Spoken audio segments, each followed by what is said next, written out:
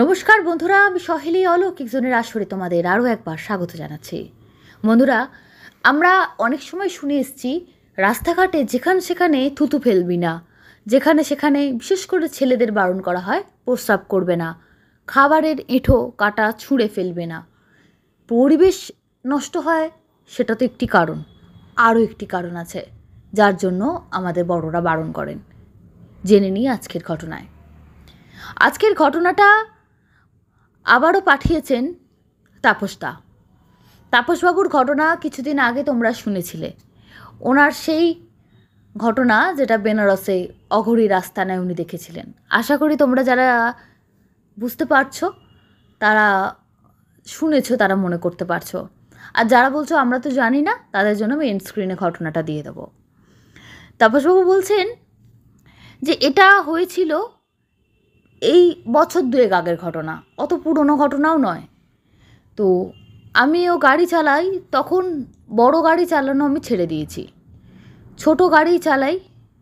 আমার গাড়িতে 5 জনকে নিয়ে, এবং আমার যে আমি তোকে সাগরেদ বলতাম, ওর গাড়িতে আরও 3 জন ছিল। এই টোটাল এই কজনের টিম নিয়ে আমরা টানা দার্জিলিং গেছিলাম। তো আমাদের যে টিমটা ছিল এমনি ভালো ছিল, কিন্তু ওদের মধ্যে একজন ছেলে ছিল, মানে আমার গাড়িতে যারা অল্প বয়সী ছেলে, এই 22-23 বছর বয়স হবে। আর তার সঙ্গে তার মামা বোধহয় বেশ বন্ধুর মতো, গল্প করা, কথাবার্তা, খুবই ভালো পরিবার। এবার যেটা সমস্যা বোধ করছিলাম, গাড়িতে যেতে যেতে হাসাহাসি আনন্দ করছে, সেগুলো তো কিছু বলা যায় না, কারণ একটু গাড়ি চালাতে আমাদের অসুবিধা হয়, তারপর পাহাড়ি রাস্তা। দার্জিলিংয়ে প্রথম একটা দিন দুটো দিন ওনারা থাকলেন, পাশাপাশি সব কিছু বাতাসিয়া লুপ যা দেখার সব দেখলেন। তারপর বললেন আমরা মিরিক যাব, নেপালের বর্ডারটা দেখে নেবো, দিয়ে মিরিক যাব।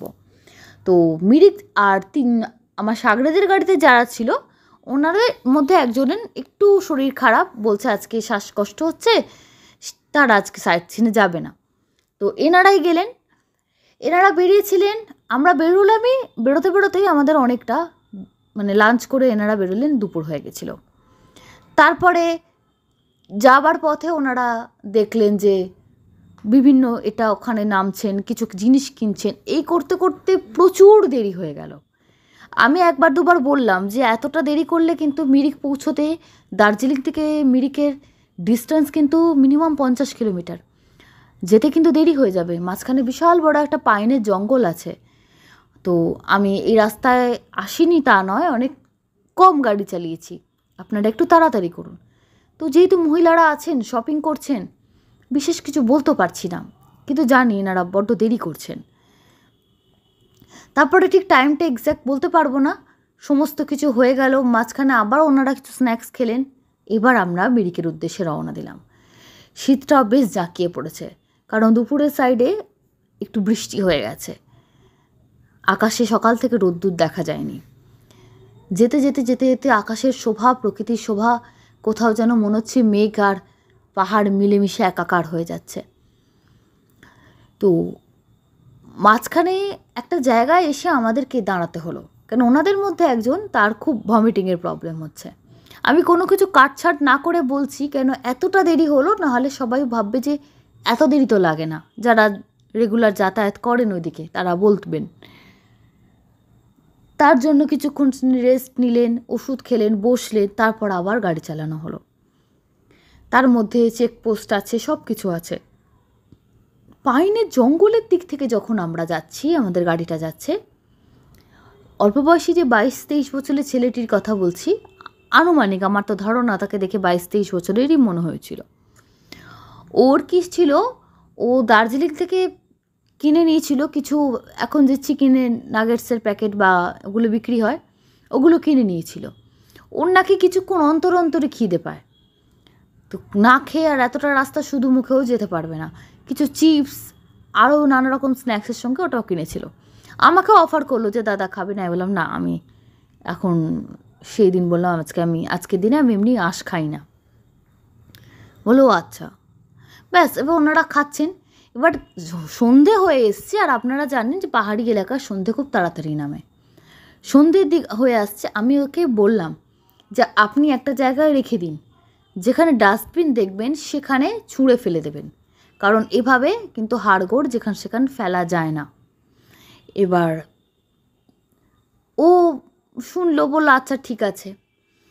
তারপর ও যে বাকেটটা নিয়ে খাচ্ছিল আর কি, ও রাস্তায় ওখানে বাথরুমের জন্য নামলো নাকি ওরা এমনি জঙ্গলে অন্ধকারও এসছে কি ফটো তুলবে, তাও বলছে এখানটায় জঙ্গলের এই যে সূর্যটা অস্ত্র গাছে লাল ভাব হয়ে আসছে, মানে সন্ধে নামছে আর কি, বলে এটা আমি আমার ভালো ক্যামেরা, আমি এটা এই ছবিগুলো তুলে রাখবো। তো ছবি তোলার জন্য নেমেছে, নেমে ওরা নিজেদের মধ্যে দাঁড়িয়ে পাইনের জঙ্গলে গল্প করেই যাচ্ছে তো করেই যাচ্ছে, কেউ নড়ছে না। আমার সেদিন সত্যি খুব, ওই ট্রিপটা আমার খুব বোরিং লাগছিল, কারণ আমাকে আবার দার্জিলিং ওদেরকে নিয়ে ব্যাক করতে হবে, পরের দিন আবার ভোরবেলায় বেরোনো। কিছুতেই তারা কথা শুনছে না, আমরা দাঁড়িয়ে আছি। এমন সময় ছেলেটিকে দেখলাম ও হাতে করে চিকেনের ওই লেগ পিস বলেন না নাগেটস আপনারা কি বলেন, আমি ওগুলো তো অভ্যস্ত নেই। আমি যতটুকু বুঝলাম উনি বলতে চাইছেন কেএফসির যে বাকেটগুলো থাকে, আমার মনে হয় উনি ওগুলোই মিন করতে চাইছেন, ওই জাতীয় কিছু। ওই বাকেটটা নিয়ে ও গভীর জঙ্গলের দিকে, ওর মামা আর একটা মামাতো বোন টাইপের একটা অল্প বয়সী মেয়ে, তাদের সঙ্গে গল্প করতে করতে হা হি করতে করতে ওই জঙ্গলের দিকে যাচ্ছে। ছবিও তোলা হলো, যাওয়াও হলো এরকম। তাও আমি ওর মাকে বাধ্য হয়ে বললাম যে ওই যে হাতে চিকেন নিয়ে যাচ্ছে না, ওটা একটু বারণ করুন, আবার খেতে খেতে যাচ্ছে ওরা। ওর মা বললো কি বলুন তো, বারণ করছে, ওরা সব শোনে না আজকের যুগে, রোজেন তো। যাকে ওর মাও দেখলাম ব্যাপারটা বুঝলেন না, বললো যাকে জঙ্গলে নিয়ে যাচ্ছে ওখানে তো আর কেউ দেখবে না, ও সাইড করে ফেলে দেবে। আমি বললাম সেটা তো একদমই উচিত না। বললো কেন, এখানে তো কোনো তীর্থস্থান না, এটা তো এমনি জঙ্গল। আমি দেখলাম এনাদেরকে বলে লাভ নেই, আসলে আমি ছোটোবেলা থেকে এমন এমন কিছু জিনিসের সম্মুখীন হয়েছি, এনারা কিন্তু সেগুলো হয়তো দেখেননি বা হয়তো শোনেনি জীবনে। কিন্তু আমি জানি এই ধরনের জঙ্গলে, এই পাহাড়ি জঙ্গলে অনেক প্রেত, অনেক অপদেবতা বাস করেন, এবং তারা সাধারণ অপদেবতা না, অনেক আগেকার দিনে উচ্চকোটি সাধক, যারা সাধনা করতে করতে ওই বরফের পাহাড়ে মিলেমিশে একাকার হয়ে গেছেন, তারাও কিন্তু অশরীরীভাবে অবস্থান করে লোকে বলে। এবং অনেক ব্রহ্ম রাক্ষস, অনেক ছালাবা টাইপের অনেক রকম নাকি এই প্রেতেদের নাম হয়, তারা কিন্তু এই জঙ্গলের বা এই পাহাড়ি জায়গাতেই ওদের আবাসস্থান।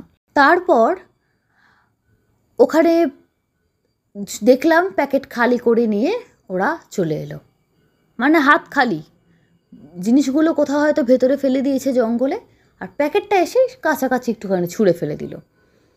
মানে আমার এত দেখে খারাপ লাগছিল, রাগও হচ্ছিল, যেভাবে সুন্দর একটা জঙ্গল এভাবেই তো নোংরা হয়, শিক্ষিত মানুষ এভাবে নোংরা করার তো কোনো যুক্তি নেই। যদি আজ বাদবাকি কিছু নাই মানি, এটুকু তো মানতে পারা যায়।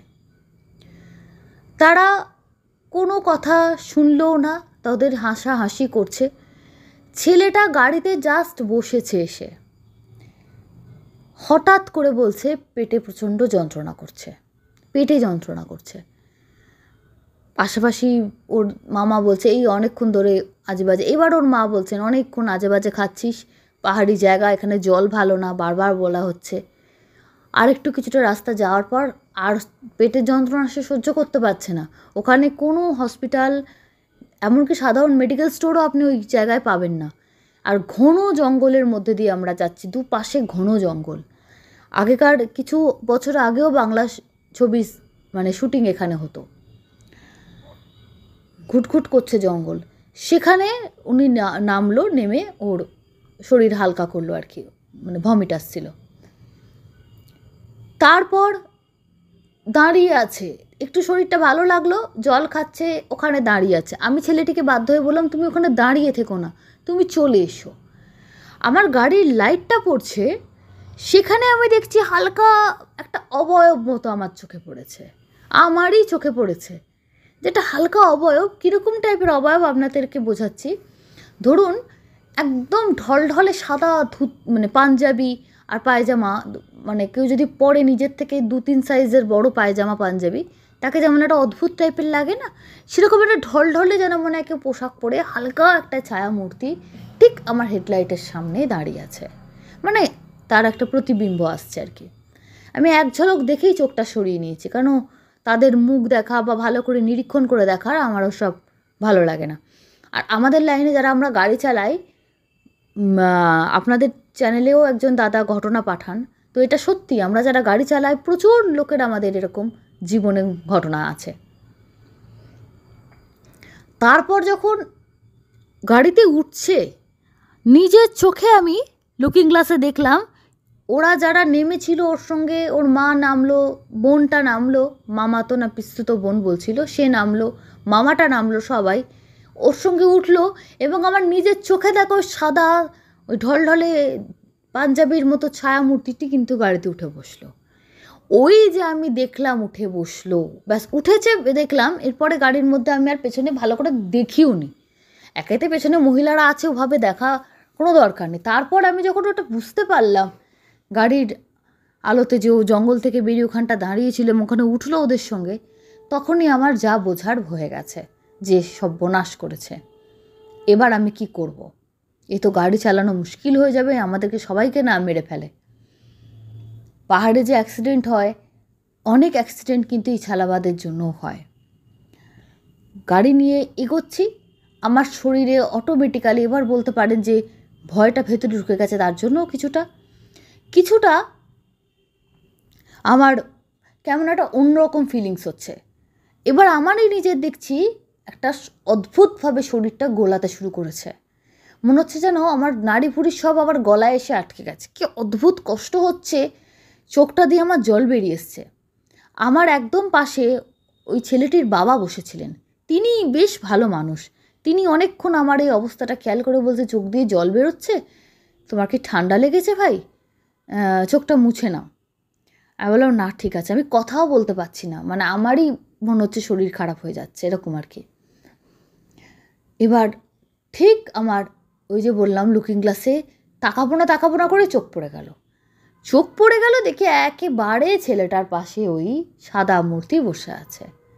এবার ওরা তো আর মানুষ না, ওদের একটা বিশাল জায়গা লাগে না, তার শরীরের একটা ভাগ ছেলেটার পায়ের ওপর আর একটা ভাগ ওই মামার পায়ের ওপর, মানে মাঝখানে বসে আছে।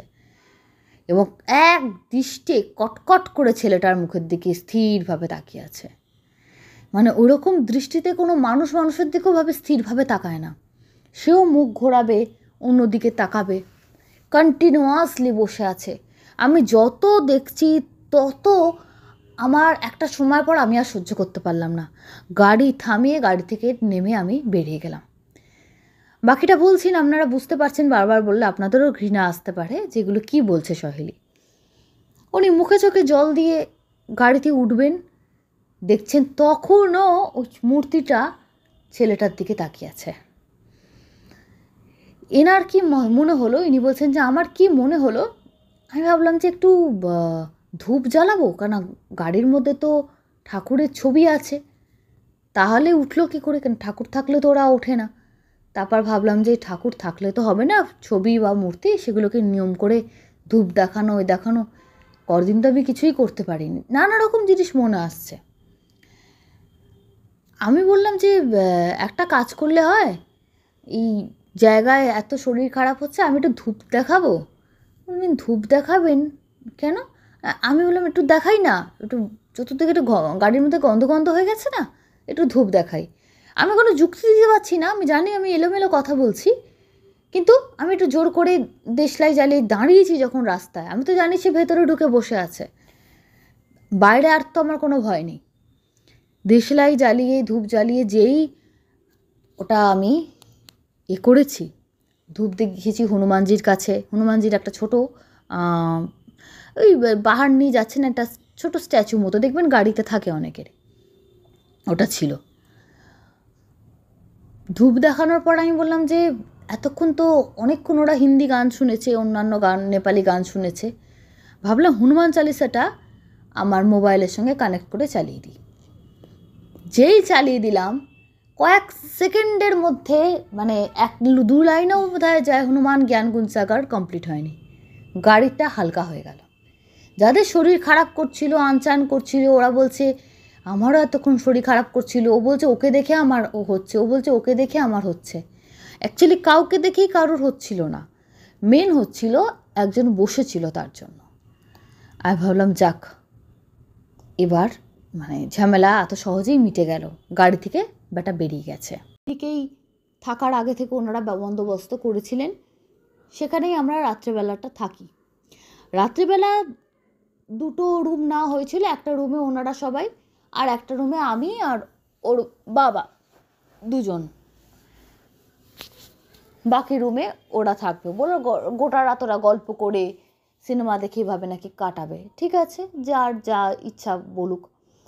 তো এভাবে নিজেদের মধ্যে গল্প টল্প করতে করতে ওদের খাওয়া দাওয়া করে বেশ রাত হয়ে গেছে।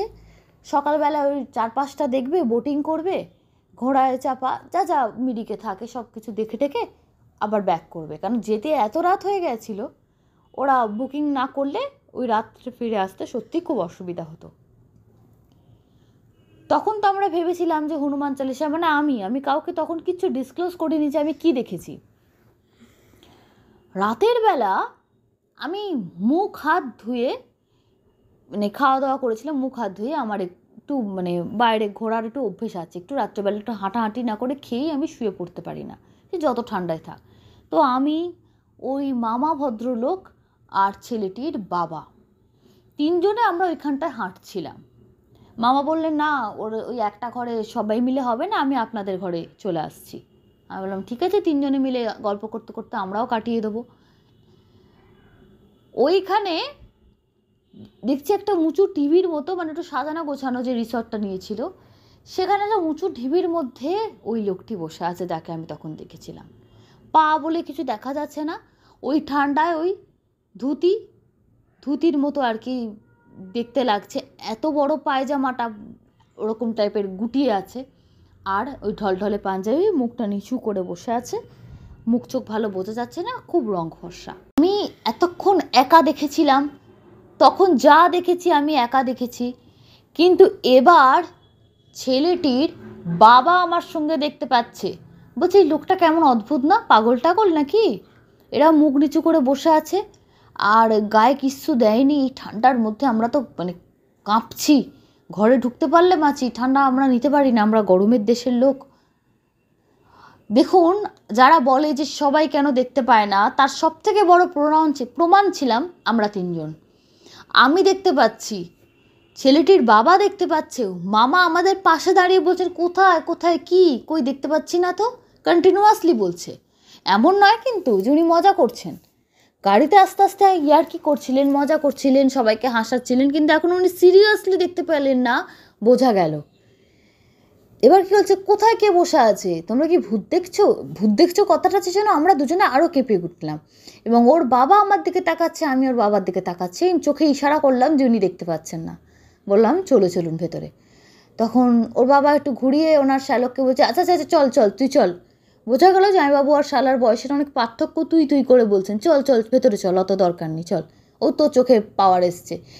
কিন্তু ইয়াং ছেলে, সে তো শুনতে চাইছে না, না কি দেখলেন বলুন, আমার কাছে কিছু চাপছেন, লুকাচ্ছেন। গিয়ে এদিক ওদিক, কোথায় টিরাটা ফাঁকা, কোথায় কেউ নেই, মানে যেমন হয় কিচ্ছু নেই বলে বসতে গেছে, বসবে। আর আমরা তো, ও ভাবছে আমি ফাঁকা জায়গায় বসছি, আসলে ও গিয়ে মানে ইনডাইরেক্টলি লোকটার পাশে বা তার কোলের ওপর গিয়ে বসছে। ও তো হাওয়ার মতন, ওর তো কোনো বডি নেই, কেউ বুঝতে পারবে না, জাস্ট বসতে গেছে, মানে পুরো বসেও নি। এমন একটা হাওয়ায় ধাক্কা এলো, ইয়াং ছেলে একদম ধাক্কায় সামনে গিয়ে পড়লো, সিঁড়িটার যে ডিজাইনটা ছিল ওখানে গিয়ে ওনার নাকটায় লেগে হড়হড় করে রক্ত, মুখটুক এই ঠোঁটের এখানগুলো পুরো ফেটে গেছে। সঙ্গে সঙ্গে রিসর্টে খবর দেওয়া হলো, একটু বরফের ব্যবস্থা করা গেলে, আর একটু ফার্স্ট এড যেটুকু ওদের কাছে থাকে, এর থেকে বেশি কিছু তো ব্যবস্থা করা যায় না। শুদ্ধ ওদের ব্যাগে প্যারাসিটামল ছিল, যেটুকু লোকে ক্যারি করে বেড়াতে গেলে, সেই ওষুধটুকু দেওয়া ছাড়া ওই রাত্রে কিচ্ছু করা যায়নি। রক্ত বন্ধই হচ্ছে না, কাপড় চেপে ধরছে, রুমাল মানে দিয়ে চাপছে, রুমাল সঙ্গে ভিজে যাচ্ছে। ওর জামাইবাবু বললো, মনে হচ্ছে একটা স্টিচ লাগবে, স্টিচ ছাড়া এরকম ঠিক হবে না। যাই হোক, ঠাকুরের আশীর্বাদে গোটা রাত ওভাবে চললো, হাসি মজা তো মানে কোথায় গেল গোটা রাত ওনাকে নিয়েই আমরা। কেউ বলছে মাথাটা উঁচু করে রাখ, কীভাবে হোক রাতটা কাটাতে হবে, সকালে বন্দোবস্ত করা যাবে। আর অনেক স্টাফ রাত্রেবেলা নেইও, দূরে আছে। একটু বচসাও হয়ে গেল হোটেলের যে ম্যানেজার ছিল, মালিক তো না, ম্যানেজারের সঙ্গে ওনার জামাইবাবুর, যে একটা ডাক্তারের ব্যবস্থা রাখতে পারেন না, এখানে তো এসে কেউ অসুস্থ তো হতেই পারে। বলে আমাদের এরকম ব্যবস্থা এখানে নেই, দেখতেই তো পাচ্ছেন একদম রিমোট এরিয়া, কিভাবে কি এত রাত্রে ডাকলে কোথা থেকে ডাক্তার আসবে? এখন নয় দার্জিলিংয়ের সাইডে যেতে হবে, না হয় ওদিকে যেতে হবে, না এখানে তো কিছুই নেই। বলে তাহলে এগুলো খুলে বসেছেন কেন? নানা রকম তক্কাতক্কি হলো, আমি ওনাকে নিয়ে এলাম যে করে লাভ নেই। তারপর একটু উনি দেখলাম ঘুমের চেষ্টা করছেন, সেই ভদ্রলোকই ম্যানেজার, যে কোথা থেকে একটু পেন কিলারের ব্যবস্থা করেছেন, হয়তো কাছাকাছি কোনো বাড়িতে বা কোনো গ্রামের কোথাও গেছিলেন, দূরেই গেছিলেন, একটু বললেন এইটুকুই ওষুধের ব্যবস্থা করতে পেরেছি, এটাতে রাতটা কাটানো হোক। সেইটুকু ওষুধের ব্যবস্থাতেই যতক্ষণ ওইটুকু ব্যবস্থা করতে ওনার 3 থেকে 3.5 ঘন্টা লেগে গেছে। মানে উনি দূরেই কোথাও গেছিলেন আর কি। রাত, ঠান্ডার জায়গায় রাত যেন অনেক বড়। আমরা গোটা রাত, যতটুকু রাত বাকি ছিল, ওনার জামাইবাবু আর আমি কথা বলে কাটালাম। বললে কী বলুন তো, দুজনে দেখলাম আর কিন্তু দেখা যাচ্ছে না। সবাই মোটামুটি ওকে যে ঘরে রাখা ছিল ওখানেই সবাই বসেছিল। এবার যখন অধিক রাত প্রায় 3টে 3:30 বাজতে যাচ্ছে, সবারই এবার আস্তে আস্তে ঘুম আসছে। বলছে আমরা গিয়ে তাহলে রেস্ট নিয়ে যাবে। বলছে হ্যাঁ হ্যাঁ রেস্ট নাও। এটা এতক্ষণ কখন ডিনার দিয়েছে, মানে আমাদের কলকাতার হিসেবে দেখতে গেলে আমরা সন্ধ্যাবেলা ডিনার করেছি, তারপরে এত যুদ্ধ বয়ে গেল। বলো তোমরা রেস্ট করো, মেয়েরা তোমরা রাত্রিবেলা করবেটাই বাকি, আমরা তো আছি এই রুমে, আমরা দেখছি ওকে। একটু বেরিয়েছিলাম মানে একদম বাইরে আর বেরোনোর সাহস হয়নি। ওর বাইরেটা, জাস্ট রুমের বাইরেটা বেরিয়ে ওখানটা একটু হাঁটছিলাম, তাও চোখ গেল বাইরেটা অন্ধকারে, দেখলাম না কেউ কোথাও নেই। ঘরে এসে দেখি লোকটার, মানে ভদ্রলোক মামা যেখানে শুয়ে আছেন অসুস্থ অবস্থায়, কাপড় টাপড় দিয়ে ওখানটা একটু ব্যান্ডেজের ব্যবস্থা করা হয়েছে কোনো রকমে, তার পাশে একটা চেয়ারে এতক্ষণ যেখানে ওনার দিদি বসেছিলেন, সেখানে ওই সাদা পাঞ্জাবি পরা বসে আছে এক দৃষ্টে তাকিয়ে। এবার দেখলাম ওই পাঞ্জাবি পরার মাথায় বেশ চুলও কিন্তু নেই, একটু কাঁচা পাকা চুল, একটু ন্যাড়া ন্যাড়া মতো ভাব, পা তো দেখা যাচ্ছেই না, এক দৃষ্টে মামার দিকে তাকিয়ে আছে। ঘরের লাইটটা একটু কমিয়ে দেওয়া হয়েছিল যাতে উনি একটু ঘুমোতে পারেন, তাতে যেন আরও বীভৎস লাগছে। এইবার আমার পাশের জামাইবাবু ভদ্রলোক জোরে চিৎকার করে ওঠেন, চিৎকারে পেশেন্টও উঠে পড়ে, পাশাপাশি ওরাও ঘর থেকে ছুটে এসে বলে কী হয়েছে, বলছে এরম ব্যাপার। আবার ম্যানেজারকে খবর দেওয়া হয়, এনার শরীর খারাপ করছে, বুক ধড়ফড় করছে, ইনি নাকি খুব মানে হার্টের পেশেন্ট। তো এইসব দেখে উনি সহ্য করতে পারছেন না, মুখ চোখ লাল। আমার তো মানে কেঁদে ফেলার মতো অবস্থা। এত জায়গায় লোক নিয়ে গেছি, অনেক ঘটনার আমি সাক্ষী, পরে আস্তে আস্তে বলবো। কিন্তু এইরকম বিপর্যয়ের মধ্যে একই ট্যুরিস্টদের এক একটা গ্রুপের মধ্যে দুজনের, একজন অসুস্থ হয়ে অলরেডি পড়ে আছে, আর একজনের হাত পা কাঁপছে, বেশ বয়স হয়েছে ভদ্রলোকের, কম করে 60-এর ওপর তো হবেই, তার এরকম শরীর, মুখ চোখ লাল, যেন চোখ বেরিয়ে আসছে, এত তার শ্বাসকষ্ট হচ্ছে। তো ওনার স্ত্রীর কাছে ইনহেলার ছিল, উনি ইনহেলার দিলেন, বসালেন। ম্যানেজার তো আবার ছুটে এসছে, ওদের ডিউটি আওয়ার্স কখন শেষ হয়ে গেছে, কিন্তু ওই যে গেস্টদের এরম অবস্থা, এগুলো তো আর ধরার মধ্যে পড়ে না। উনিরা বললেন যে একটুখানি নিয়ে বসান, জল টল দিল, সব কিছু করার পর বলছে কী হয়েছে বলুন তো, কী হচ্ছে? তখন কি দেখেছিলেন, তখন কী বা এখন দেখলেন, তখন আমি শুরু করলাম প্রথম থেকে বলা। আমার কথা শুনলেন ভদ্রমহিলা, মানে যে ছেলেটি চিকেন নিয়ে শুরু করেছিল, উনি আমার সঙ্গেই ঝগড়া শুরু করে দিলেন। আপনি দেখেছেন তখন বললেন না কেন, গাড়ি ঘুরিয়ে তখন আমরা দার্জিলিংয়ে চলে যেতাম।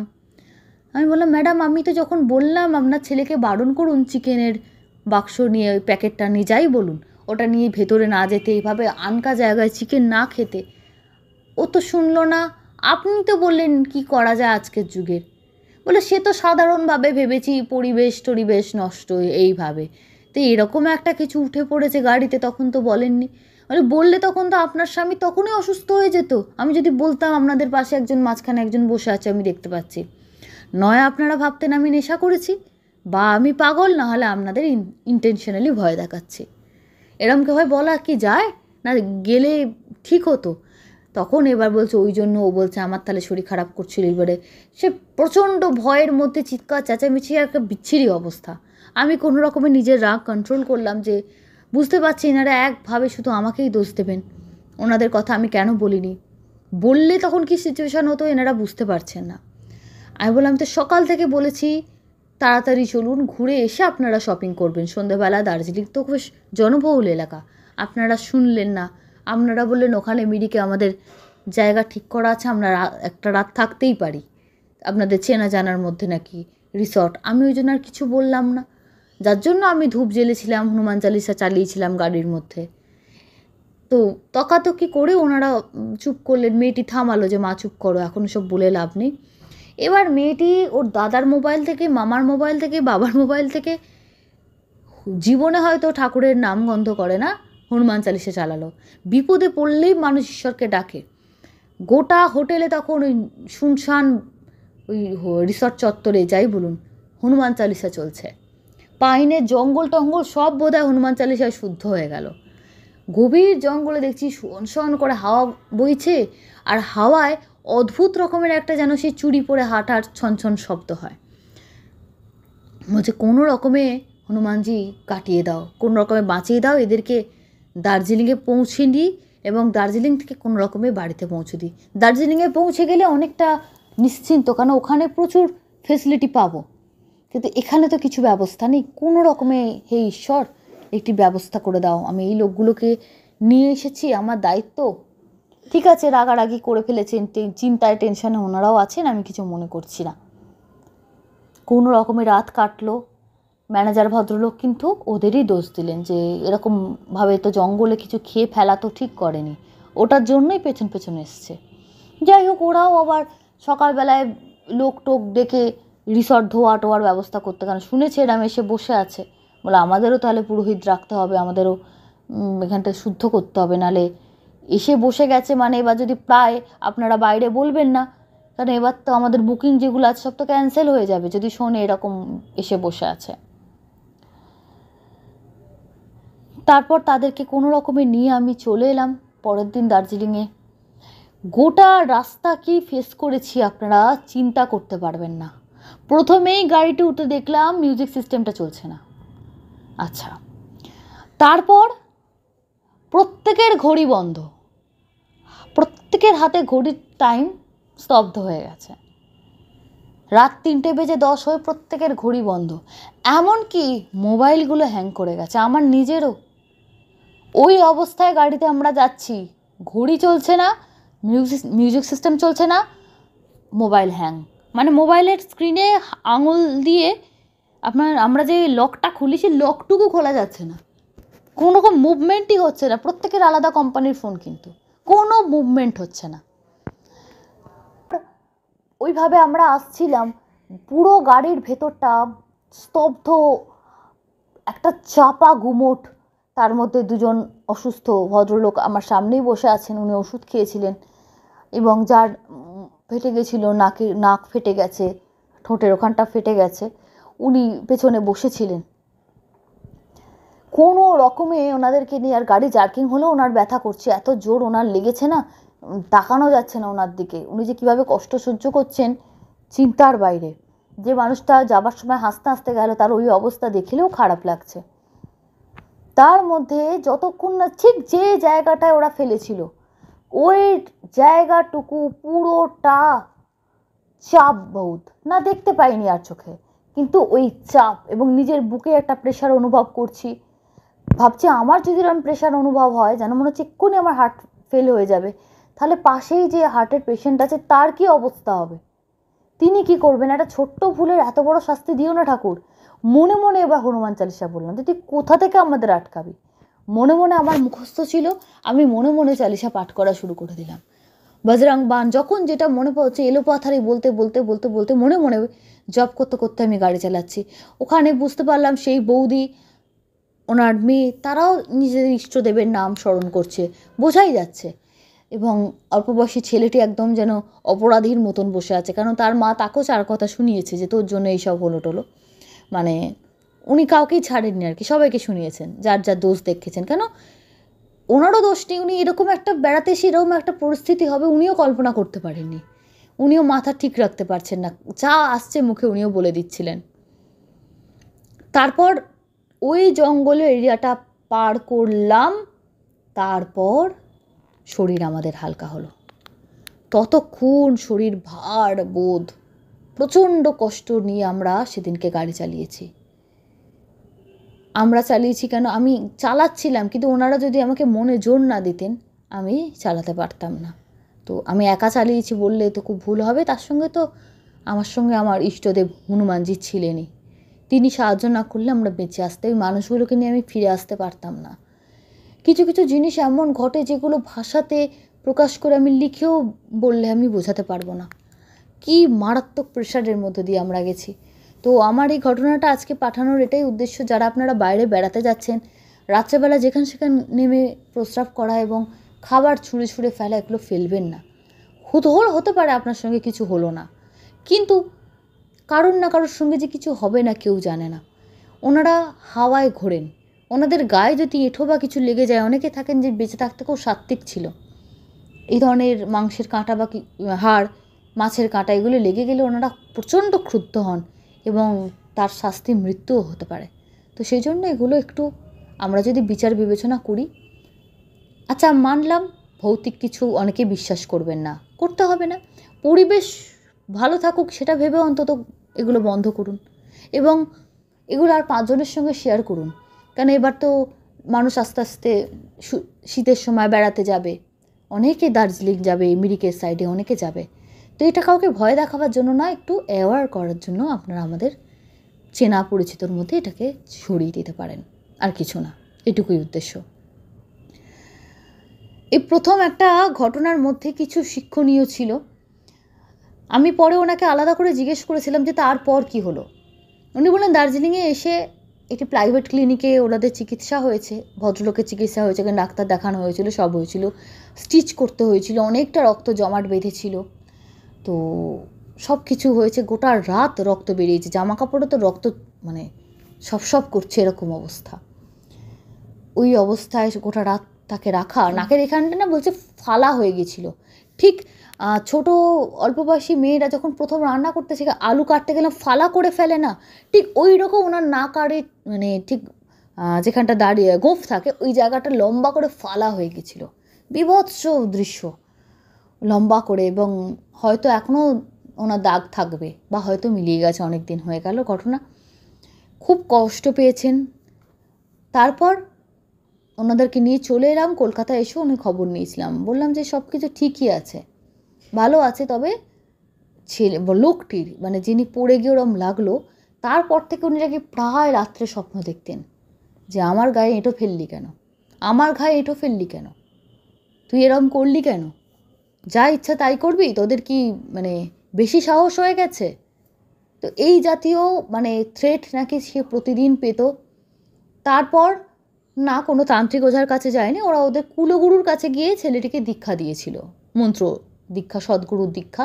এবং দীক্ষিত হওয়ার পর গুরুমন্ত্র জপ করতে করতে বলছে ওটা কেটে গেছে। কারণ কোন তান্ত্রিক জ্যোতিষীর কাছে যাবে, কে সত্যি কে মিথ্যে কে বুজরুক, আজকের যুগে তো এগুলো বলাও খুব মুশকিল না। তো ওনারা খুব সঠিক রাস্তা চুজ করেছিলেন। এবং হনুমানজির বিষয়টা বলার পর ওনাদের বাড়িতে হনুমানজির পুজোর অতটা নিয়ম বা ওনারা অতটা কিছু করতেন না আর কি। কিন্তু এই ঘটনায় হনুমানজির যে মাহাত্ম্য, দার্জিলিংয়ে যখন চিকিৎসা হয়ে গেল, ওনার স্টিচ হয়ে গেল, উনি কথা বলতে পারছেন, খেতে পারছেন, এই ভদ্রলোকও যিনি হার্টের পেশেন্ট তিনি একটু ভালো আছেন, তখন আমরা কথা বলেছিলাম। আমি হনুমানজির পুরো কৃতিত্ব বর্ণনা করেছিলাম যে হনুমানজি না থাকলে আপনারা এই যে আমরা সামনে বসে গল্প করছি, আমরা হয়তো এখন অশরীরী হয়ে থাকতাম। ভদ্রমহিলা বলে বাবা বলো না, রাগের মাথায় তোমাকে 4 কথা শুনিয়েছি, কিছু মনে করো না, বড্ড ভয় পেয়ে গেছিলাম, এমন তো শুনিনি, নিজের চোখে নিজেদের জীবনে ঘটবে এরম তো কখনো বাপের জন্মে ভাবতে পারিনি, তো কিছু মনে করো না, আমি বাড়ি গিয়ে হনুমানজির পুজো দেবো। তারপর থেকে ভদ্রমহিলাকে প্রতি মঙ্গলবার হনুমানজির পুজো দেন, চালিসা পাঠ করেন, মেয়েটি পাঠ করে। ওরা বেনারসে যখন বেড়াতে গেছিলো ওখানে হনুমান গাড়িতে পুজো দিয়েছে। এত বিশ্বাস, এভাবে মানে ঈশ্বর অবিশ্বাসীর মনেও বিশ্বাস কীভাবে তৈরি করে দেন। তবে এই ধরনের ঘটনা অবশ্যই কাম্য নয়, আপনারা সাবধানে থাকবেন এবং রাস্তাঘাটে নোংরা না করাই বোধহয় ভালো। সরাসরি চলে যাচ্ছি কমেন্ট বক্স সেকশনে। বন্ধুরা, আজকে ঘটনাটা কেমন লাগলো তোমরা প্লিজ জানাতে ভুলো না, এবং তোমরা লাইক করো, এবং যাদের কাছে হাইপ অপশান এনেবেল হয়েছে, যারা হাইপ অপশান পাচ্ছ তারা আমাদের ভিডিওটাকে হাইপ করে দিও। আগের দিনের কমেন্টে অনেক কমেন্ট পেয়েছি এবং প্রত্যেকের ঘটনাটা খুব ভালো লেগেছে। যারা যারা কমেন্ট করেছো তুমি আগে বলি তোমাদের প্রত্যেককে অসংখ্য ধন্যবাদ। কমেন্ট করেছেন অর্পিতা সাহা, চোখে জল এসে গেল ঘটনা শুনে। স্মৃতিলেখা দাস, নবনীতা দাস, দীপা ব্যানার্জি, কুমকুমের স্বপ্নপূরণ, উর্বশী বসা, রিকা, পার্থ পল, স্বপন দাস, মৌসুমী দে, রূপা দে, মারিয়া বাড়ুই, সব্যসাচী চৌধুরী, শুভঙ্কর, মুনমুন চক্রবর্তী, রূপালী সাহা, ডিলাইটফুল কার র্যালি, সপ্তদীপা, খুব প্যাথেটিক ঘটনা, মন খারাপ হয়ে গেল, সর্বরী সান্যাল, অনামিকা Seth, Anjan Datta, Madhumita Roy, Brishti cooking blogs, Amit Bhattacharya, Anupama Chowdhury, wonders Priyanka, Kakoli Patra, Mousumi Acharya, Manasi Biswas, Rekhachandra, Atanu Santra, Sujit Chakraborty, Runa youtuber এবং আরও অনেকে। Thank you so much. আপনাদের এভাবে আমাদের সঙ্গে থাকুন। ধন্যবাদ। শুভরাত্রি।